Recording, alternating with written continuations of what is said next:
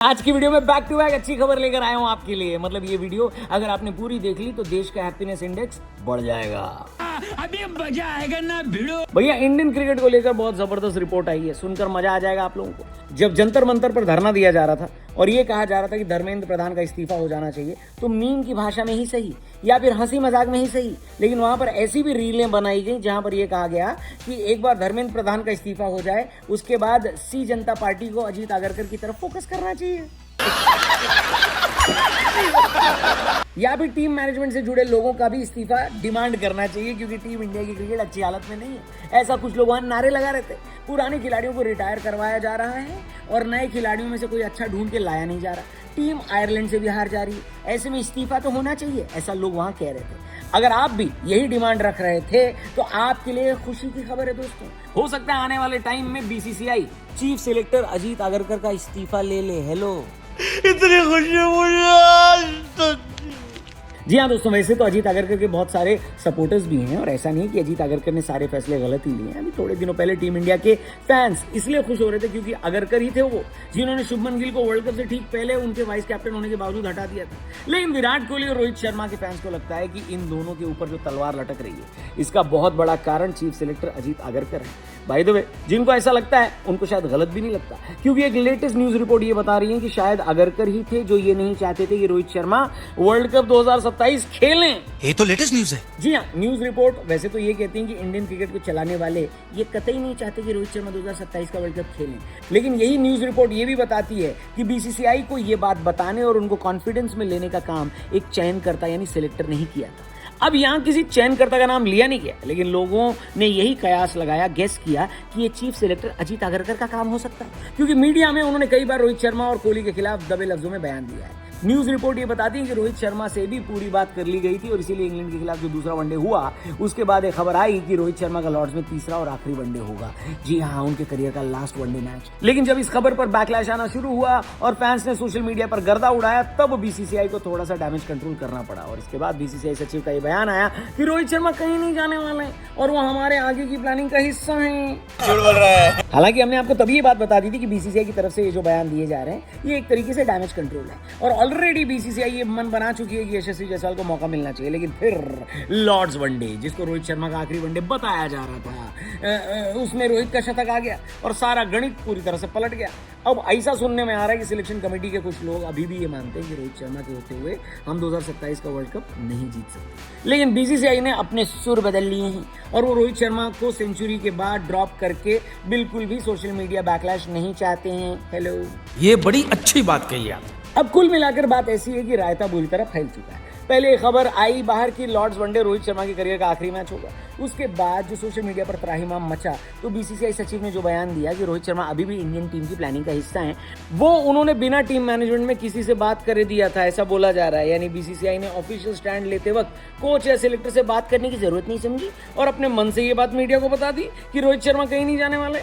और फिर लास्ट में रोहित शर्मा की सेंचुरी आ जाना, ये सारी बातों ने एक तरीके से अजीत आगरकर की नौकरी खतरे में डाल दी। हालांकि अगर आप देखो तो गलती यहाँ पर बीसीसीआई की भी है, क्योंकि उन्होंने जो रोहित को लेकर बयान दिया वो टीम मैनेजमेंट से बात किए बिना दिया। लेकिन आपको पता है जब बॉस और एम्प्लॉय दोनों की गलती होगी तो मानी सिर्फ एम्प्लॉय की ही गलती जाएगी और नौकरी से भी उसको ही निकाला जाएगा, है कि नहीं?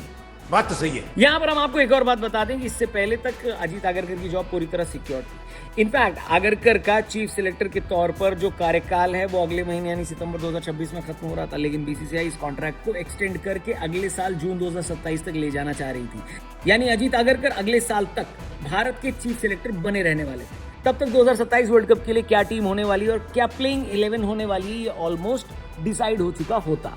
तो या तो अजीत आगरकर 2027 वर्ल्ड कप की टीम ऑफिशियली चुन रहे होते, या अगर ऑफिशियली नहीं तो ज्यादातर खिलाड़ी उनके ही पसंद के होते, क्योंकि 2027 की बिल्डअप में टीम सिलेक्शन उन्हीं ने किया होता। लेकिन अब एक बार फिर स्ट्रैटेजी में आपको बदलाव देखने को मिलेगा, क्योंकि बीसीसीआई आगरकर का जो कॉन्ट्रैक्ट है वो आगे बढ़ाने की तरफ नहीं देख रही है, ऐसा बोला जा रहा है। और ये खबर रोहित और कोहली फैंस के लिए काफी खुश होने वाली खबर है, क्योंकि जिस नए नाम पर विचार किया जा रहा है वो एक तरीके से प्रो कोहली और प्रो रोहित शर्मा है। हेलो, क्या बात कर रहे हैं? क्योंकि चीफ सेलेक्टर बनने की रेस में अगला नाम आ रहा है सेंटर ऑफ एक्सीलेंस के डायरेक्टर वीवीएस लक्ष्मण का। जी हाँ, वीवीएस लक्ष्मण अगले चीफ सेलेक्टर बनने की रेस में सबसे आगे हैं, क्योंकि बीसीसीआई को लगता है कि उन्होंने बेंगलुरु के सेंटर ऑफ एक्सीलेंस में काफी अच्छा काम किया है। और अभी जो जिम्बाब्वे सीरीज में टीम गई थी उसमें वो हेड कोच की भूमिका में भी भेजे गए थे। श्रेयस अय्यर की कप्तानी में जीते जाने वाली ये भारत की पहली सीरीज थी और बीसीसीआई को यहाँ पर भी लक्ष्मण का काम काफी पसंद आया। यहाँ पर एक बात और बतानी बहुत जरूरी है कि लक्ष्मण के नाम पर बीसीसीआई इसलिए भी सहमति बना रही है क्योंकि उनको लगता है कि लक्ष्मण की बात विराट कोहली और रोहित शर्मा बहुत अच्छे से सुनेंगे। अब इस बात का आप क्या मतलब निकाल रहे हैं मुझे तो नहीं पता, लेकिन यही लग रहा है मेरे को कि अगर किसी ऐसे इंसान को सिलेक्टर की भूमिका में लाया जा रहा है जिनकी बात रोहित और विराट कोहली सुनेंगे, तो इसका ये मतलब है कि विराट कोहली और रोहित शर्मा 2027 वर्ल्ड कप की प्लानिंग का हिस्सा हैं। सही में अभी मजा आएगा ना भिड़ो। यानी जो तलवार इन दोनों पर लटकाई गई थी वो तलवार भी अजीत आगरकर के जाने के साथ शायद चली जाएगी। हालांकि यहाँ पर हम आपको एक और बात बता दें कि इनमें से कुछ भी चीज फाइनल नहीं है और ये अभी सिर्फ विचार के स्तर पर बातें हो रही हैं। यानी बीसीसीआई में अभी ऐसा सिर्फ आइडिया फ्लोट किया गया है, कोई डिसीजन नहीं लिया गया, समझे? ससुर। इस पर फाइनल डिसीजन सितंबर में होने वाली बीसीसीआई की एनुअल मीटिंग में लिया जा सकता है। न्यूज रिपोर्ट में यह भी बताया जा रहा है कि श्रीलंका सीरीज आगरकर के करियर को बहुत हद तक डिसाइड करेगी। अगर टीम इंडिया श्रीलंका जाकर सीरीज हारती है तो डेफिनेटली अजीत आगरकर का कार्यकाल एक्सटेंड नहीं किया जाएगा और उनको नमस्ते बोलकर छुट्टी दे दी जाएगी। लेकिन अगर टीम इंडिया श्रीलंका जाकर जीतती है तो फिर मुमकिन है कि अजीत आगरकर को 2027 तक एक्सटेंड कर दिया जाए, क्योंकि आगरकर के सपोर्ट में एक आर्ग्यूमेंट ये भी है कि उन्होंने पिछले कई सालों तक टीम इंडिया के सिलेक्शन का जिम्मा संभाला है। उनको अब डोमेस्टिक से लेकर इंटरनेशनल तक खिलाड़ियों की समझ हो गई है और वर्ल्ड कप से एक साल पहले उनको हटाना एक तरीके से सिलेक्शन के मामले में रीस्टार्ट करने जैसा होगा। इसलिए ऐसा नहीं है कि पूरी तरह से उनका पत्ता कटने वाला है, लेकिन ये बात पक्की है कि वीवीएस लक्ष्मण के नाम पर विचार होना भी शुरू हो चुका है। अच्छा, अगर अजीत आगरकर जाते हैं तो 2-3 फैन क्लब्स डेफिनेटली खुश हो जाएंगे। इसमें रोहित शर्मा और विराट कोहली का फैन क्लब तो है ही, जो कि कई टाइम से ये मान रहा था कि टेस्ट क्रिकेट में रोहित और कोहली के रिटायर होने की जितनी बड़ी वजह गौतम गंभीर है उतनी ही बड़ी वजह अजीत आगरकर भी है। यही नहीं, 2027 वर्ल्ड कप में जो रोहित और कोहली के नाम पर अभी भी शक बना हुआ है, उस व्हाट शक की जड़ भी अजीत आगरकर है, ऐसा इनके फैन क्लब्स को लगता है। इसके अलावा जो प्लेयर्स अच्छा प्रदर्शन करने के बाद टीम में जगह नहीं पा रहे हैं, जैसे मोहम्मद शमी या फिर भुवनेश्वर कुमार या फिर कृणाल पंड्या, उनको भी आगरकर के जाने से फायदा हो सकता है। और आरसीबी के फैंस भी काफी खुश होंगे क्योंकि आईपीएल जीतने के बाद भी एक भी आरसीबी के खिलाड़ी को भारतीय टी20 टीम में मौका नहीं दिया गया, यानी रजत पाटीदार जैसा खिलाड़ी भी अभी बाहर बैठा हुआ है। यहाँ पर संजू सैमसन के फैंस भी काफी खुश होंगे क्योंकि एक न्यूज रिपोर्ट में यह बताया गया था कि सूर्य कुमार यादव के जाने के बाद भारतीय टीम के कप्तान बनने की रेस में सबसे आगे संजू ही थे। लेकिन शायद अजीत आगरकर को संजू के परफॉर्मेंस पर शक है क्योंकि उनके हिसाब से संजू इनकंसिस्टेंट है, इसलिए संजू को कप्तान नहीं बनाया गया। ऊपर से जिम्बाब्वे सीरीज के लिए ड्रॉप भी कर दिया गया। अच्छा, एक सेकंड, ये सारी रिपोर्ट्स हैं, ये सारी बातें हो रही हैं, मैं ऐसा अपने मन से नहीं बोल रहा हूँ, ऐसा बोला जा रहा है। इसलिए अगर कोई बात का आपको ऐसा लगे कि यार ये सही नहीं है तो रिजेक्ट कर देना, उसको आगे बढ़ जाना, ठीक है? तो ये जो रिपोर्ट्स आ रही है ना, उसी के ऊपर हम ये वीडियो बना रहे हैं, अपने मन से कुछ नहीं बोल रहे हैं। यहाँ पर एक और बात आपको बता दें कि जिस रिव्यू मीटिंग की बात करी जा रही है, जो कि आयरलैंड और इंग्लैंड सीरीज के बाद होनी थी और फिर पोस्टपोन हो गई है, कहा गया है कि अब जिम्बाब्वे सीरीज के बाद होगी, वो भी अभी तक नहीं हो पाई।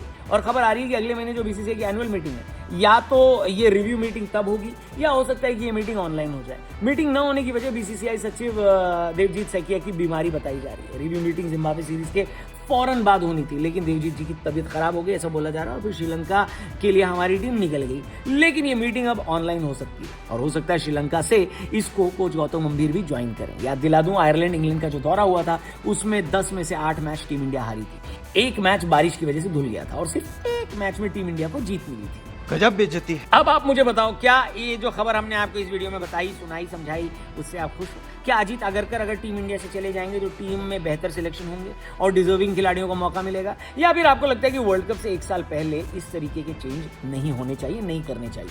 जो भी हो, आपकी ओपिनियन, आपकी राय कमेंट करके हमें जरूर बताएं। देखते हैं कमेंट बॉक्स में कितने अजीत आगरकर के फैंस अटेंडेंस लगाते हैं, कितने रोहित शर्मा और कोहली के फैंस अटेंडेंस लगाते हैं, कितने संजू भाऊ के फैंस लगाते हैं अटेंडेंस। कमेंट करके जरूर अपनी ओपिनियन देना, चैनल को सब्सक्राइब करना और वीडियो अपने दोस्तों से जरूर शेयर करना। थैंक यू फॉर वॉचिंग, जल्दी मिलते हैं। जय हिंद।